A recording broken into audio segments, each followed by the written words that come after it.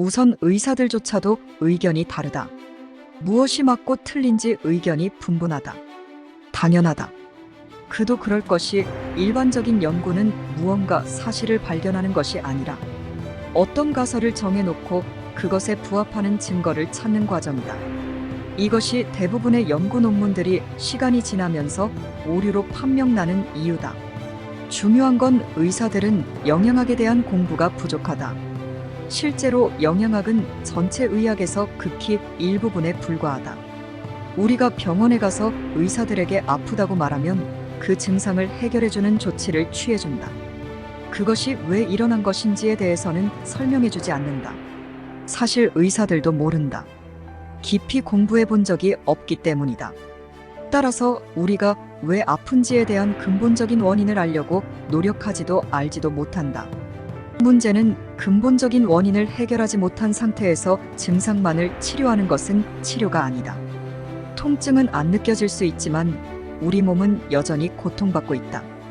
병원은 돈을 벌기 위해 존재하는 것이지 우리를 건강하게 하는 것이 주 목적이 아니다. 자선 사업을 하는 것이 아니다. 적절한 의학적 지식으로 환자들을 안심시키고 그에 대한 대가로 돈을 받는다. 돈이 되지 않으면 병원을 운영할 이유가 없다. 조금만 생각해보면 너무나 간단한데도 우리는 여전히 의사가 우리의 병을 고쳐줄 것이라고 기대한다. 그래도 공신력 있는 기관에서 전문가들의 연구한 내용인데 믿어도 되지 않을까라고 생각할 수도 있겠다. 연구에는 많은 돈이 필요하다는 것을 상기할 필요가 있다. 수많은 실험군을 모집하고 수년간의 기간 동안 대규모 조사를 하기 위해서는 막대한 자금력이 동원된다.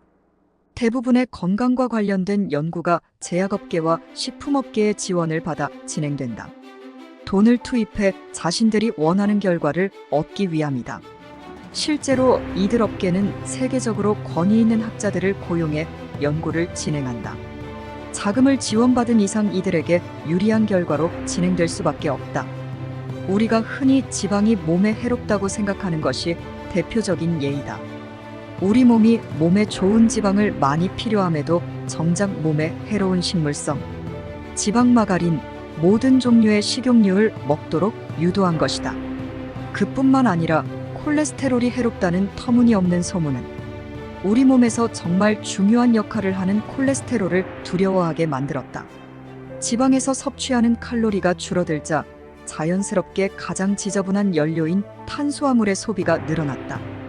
마트에는 저지방 제품이 판을 치기 시작했고 통곡물, 통밀 등 통째로 먹으면 좋다는 근거 없는 소리를 해대며 소비자들을 유혹하고 있다.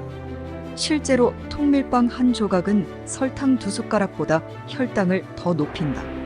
요즘에는 에리스티롤, 스테비아 등을 넣은 과일이나 가공식품이 많이 나오는데 실제로 이것이 안전한 건지는 검증되지 않았다.